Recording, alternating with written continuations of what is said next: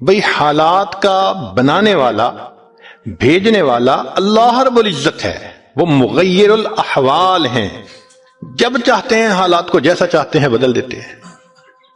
تو یہ تو حکم پروردگار کا ہوگا تب بدلیں گے۔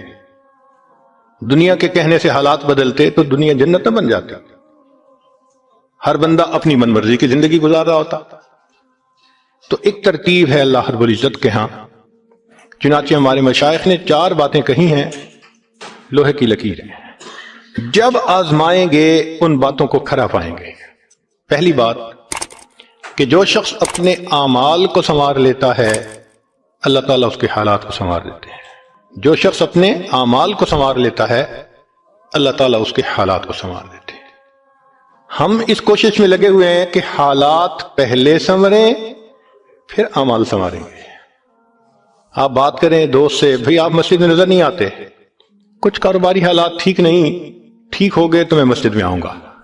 یعنی ہم چاہتے ہیں حالات پہلے ٹھیک ہوں، اعمال بعد میں ٹھیک ہوں گے۔ کیسے ترتیب الٹ سکتے ہیں؟ چنانچہ جسے دیکھیے وہ اسی کوشش میں لگا ہوا ہے کہ پہلے حالات ٹھیک ہوں بعد میں اعمال ٹھیک کریں گے۔ تو ترتیب ہی الٹی ہم کرتے پھر رہے ہیں۔ اعمال کو جو شخص سنوار لیتا ہے اللہ تعالیٰ اس کے حالات کو سنوار دیتے ہیں۔ اعمال بگڑیں گے، حالات بگڑیں گے۔ جب کہا میں نے کہ یا اللہ تو میرا حال دیکھ، جب کہا میں نے کہ یا اللہ تو میرا حال دیکھ، حکم آیا میرے بندے نام اعمال دیکھ۔ ہم حالات کا تو شکوہ کرتے ہیں، اپنے عمل تو نہیں نہ دیکھتے۔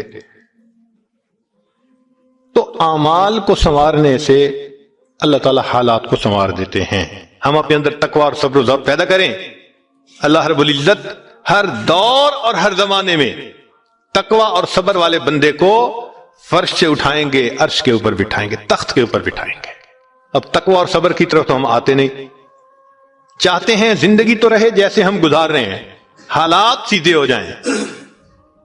کیسے حالات سیدھے ہو سکتے ہیں؟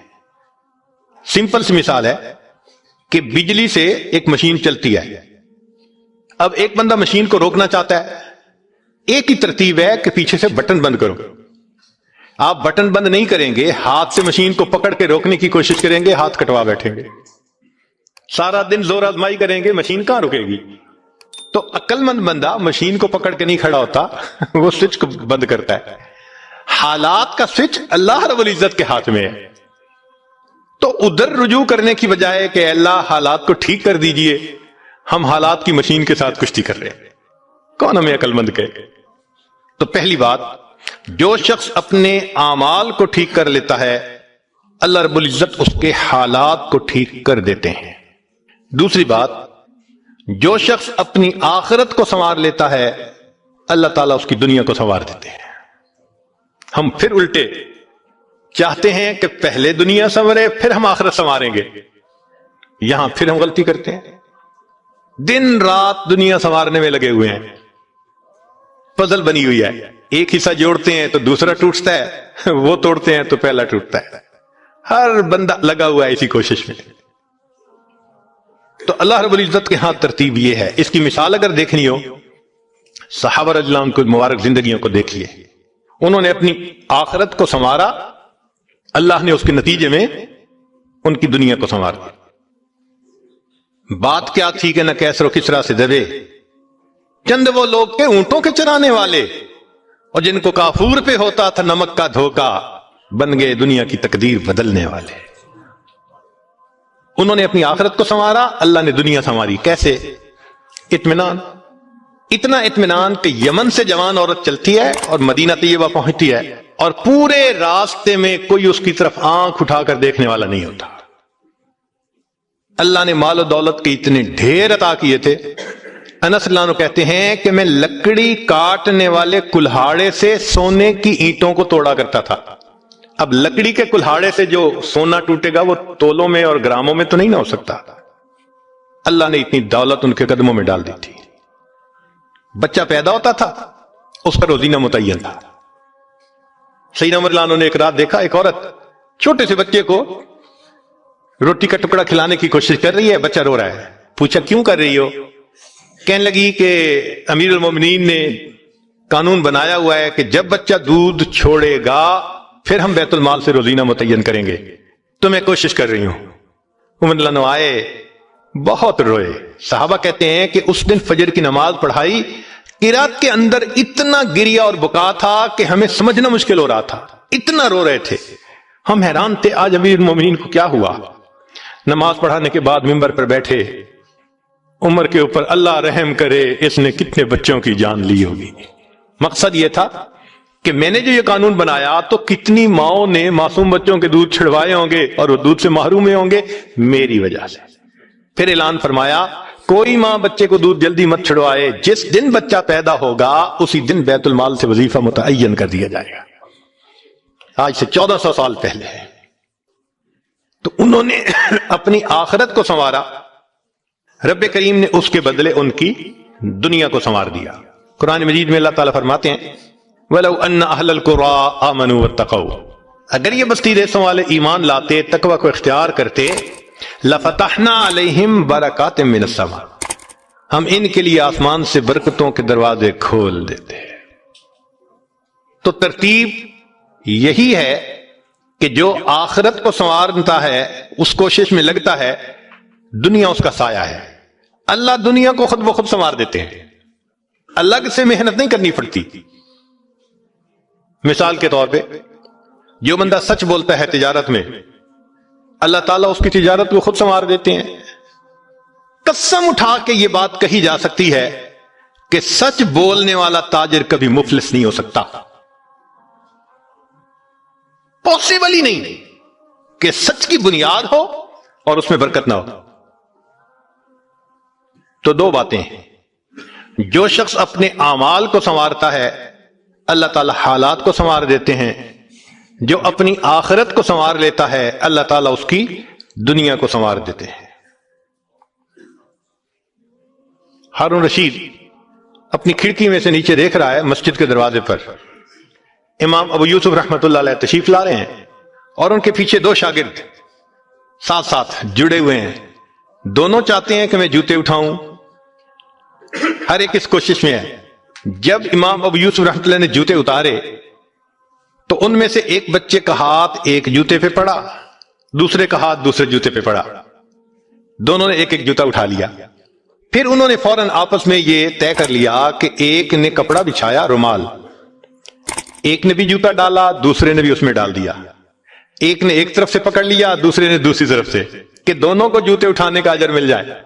حضرت آگے جا رہے ہیں اور پیچھے دو طالب علم اس طرح جوتے لے کے جا رہے ہیں کہ رومال کے اندر جوتے ہیں، ایک نے بھی پکڑا ہوا ہے دوسرے میں پکڑا ہوا ہے۔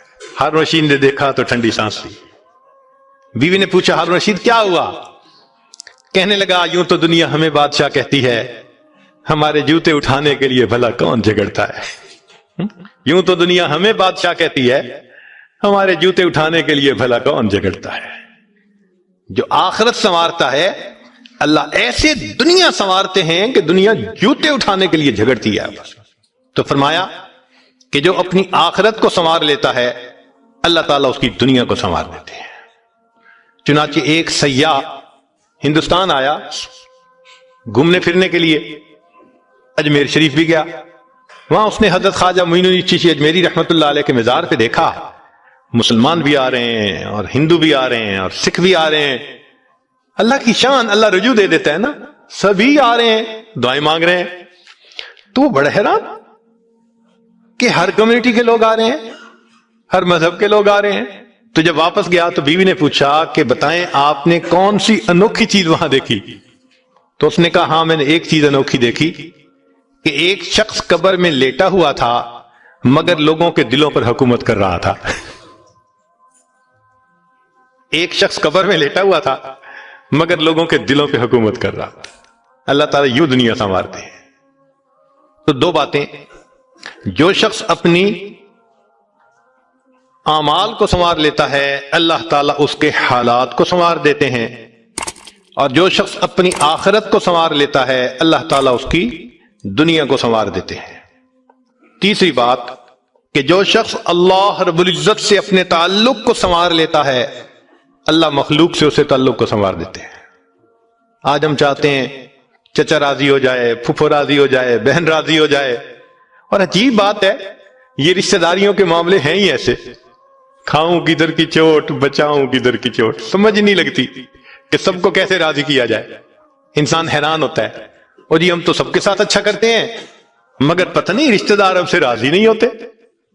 اس کے پیچھے بھی راز ہے، کیوں کہ ہم نے اللہ سے اپنے تعلق کو تو سنوارا نہیں ہوتا، مخلوق سے تعلق کیسے سنورے گا؟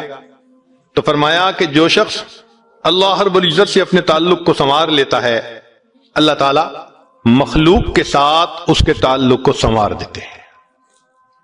اگر اس کی مثال دیکھنی ہے تو نبی علیہ الصلوۃ والسلام کی مبارک زندگی کو دیکھیے۔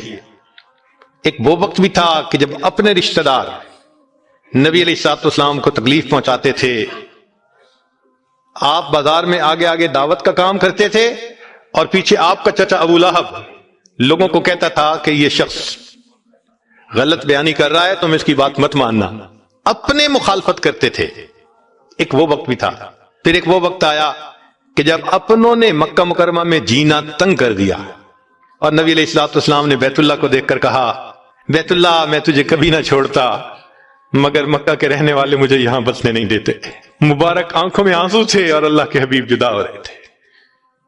پھر کیا ہوا؟ 10 سال کے ہی عرصے میں حالات نے وہ پلٹا کھایا کہ جب آپ آ کر فاتح مکہ بن کر بیٹھے تو وہی قریش تھے جو قدموں میں آ کر پڑ گئے اور انہوں نے آپ کی غلامی اختیار کر لی۔ ہندا نے کہا جتنے خیمے دنیا میں تھے سب سے زیادہ آپ کے خیمے سے مجھے نفرت ہوا کرتی تھی، آج جتنے خیمے ہیں سب سے زیادہ محبت مجھے آپ کے خیمے سے ہے۔ اللہ اکبر کبیرہ۔ تو جو شخص اللہ سے اپنے تعلق کو سنوار لیتا ہے، اللہ مخلوق سے اس کے تعلق کو سنوار دیتے ہیں۔ فضیل بن عیاض رحمۃ اللہ علیہ فرماتے ہیں مجھ سے جب بھی اللہ تعالیٰ کی نافرمانی ہوئی، مجھ سے جب بھی اللہ تعالیٰ کی نافرمانی ہوئی، میں نے اس نافرمانی کا اثر اپنے ماتحتوں کے اندر دیکھا۔ یہ ریفلیکشن ہوتی ہے۔ ہم اللہ کی نافرمانی کرتے ہیں، اللہ مزہ چکھا دیتے ہیں کہ اپنے جو ماتحت ہوتے ہیں ان کو نافرمان بنا دیتے ہیں۔ اچھا بھائی تم ذرا اس کو ایکسپیرینس کرو ذرا۔ وہ جی کیا کریں، بیوی سنتی ہی نہیں ہے، حضرت بس اولاد افلاطون بن گئی ہے، حضرت بچے نے ذلیل کر دیا ہے۔ کیوں شکوے ہوتے ہیں ہمیں کہ ہمارے ماتحت ہماری نہیں مانتے، جبکہ ہم اپنے آقا کی نہیں مان رہے ہوتے۔ فرماتے ہیں کہ جب بھی مجھ سے اللہ تعالیٰ کی نافرمانی ہوئی، میں نے آزما کے دیکھا یا تو بیوی نے میری نافرمانی کی، یا میری اولاد نے میری نافرمانی کی، یا میرے نوکروں نے غلاموں نے انہوں نے میری نافرمانی کی، یا کم از کم میری سواری کے جانور نے میری نافرمانی کی۔ یہ ہے عدل کا بدلہ۔ اپنے آقا کی نافرمانی کریں گے، اللہ تعالیٰ ماتحتوں کو نافرمان بنا کر دکھائیں گے۔ اس لیے اولاد کے شکوے کرنے کی ضرورت نہیں ہے، بیوی کے شکوے کرنے کی ضرورت نہیں ہے۔ سمپل سی بات ہے، اللہ رب العزت سے اپنے تعلق کو سنوار لیجئے، اللہ تعالیٰ مخلوق سے ہمارے تعلق کو سنوار دے، سب کے دلوں میں محبت ڈال دے گے۔ سیدنا امیر معاویہ رضی اللہ عنہ نے خط لکھا ام المومنین سید عائشہ صدیقہ رضی اللہ تعالی عنہا کو کہ ام المومنین آپ امت کی ماں ہیں، آپ مجھے کوئی نصیحت فرمائیے۔ اور واقعی ام المومنین نے نصیحت کرنے کا حق ادا کر دیا۔ وہ نصیحت پڑھ کے پتہ چلتا ہے کہ انہوں نے نبی علیہ الصلوۃ والسلام کی صحبت یافتہ ہونے کا ثبوت پیش کر دیا۔ ام المومنین نے مختصر جواب لکھا، فرمایا دیکھیں اگر آپ مخلوق کو خوش کریں گے، اللہ کو ناراض کریں گے، اللہ ساری مخلوق کے دل میں تمہاری نفرت ڈال دیں گے، یہ اندر سے تم سے نفرت کرتے پھریں گے۔ اور اگر تم اللہ کو راضی کرو گے، گو کہ مخلوق ناراض ہو رہی ہے، اللہ تعالیٰ اسی مخلوق کے دل میں تمہاری محبت ڈال دیں گے، یہ سب تمہارے دوست بن جائیں گے۔ تو اصل تو اللہ کو راضی کرنا ہے۔ تو فرمایا کہ تم اللہ سے اپنے تعلق کو سنوار لو، اللہ تعالیٰ مخلوق سے تمہارے تعلق کو سنوار دیں گے۔ تو اولاد کو نیک بنانے کا سب سے آسان طریقہ خود نیک بن جائیے۔ جو خود نیک بنتا ہے اور اللہ کے حکم کو توڑنے سے باز آ جاتا ہے، اللہ تعالیٰ اولاد کو مطیع اور فرمانبردار بنا دیتے ہیں۔ تو اب تک 3 باتیں۔ جو شخص اپنے اعمال کو سنوار لیتا ہے، اللہ تعالیٰ اس کے حالات کو سنوار دیتے ہیں۔ جو اپنی آخرت کو سنوار لیتا ہے، اللہ اس کی دنیا کو سنوار دیتے ہیں۔ جو شخص اللہ رب العزت سے اپنے تعلق کو سنوار لیتا ہے، اللہ مخلوق سے تعلق کو سنوار دیتے ہیں۔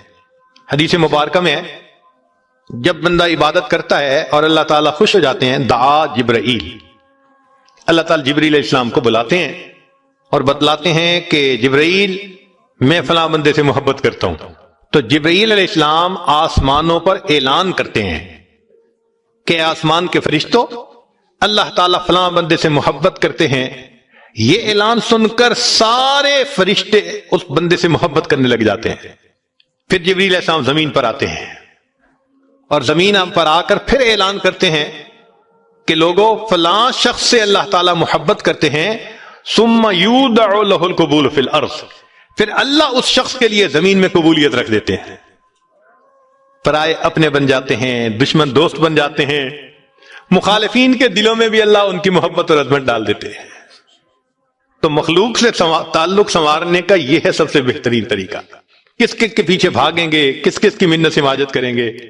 بہتر نہیں کہ ہم ایک ہی کو منا لیں، جس نے اللہ کو منا لیا، اللہ تعالیٰ مخلوق کے ساتھ اس کے تعلق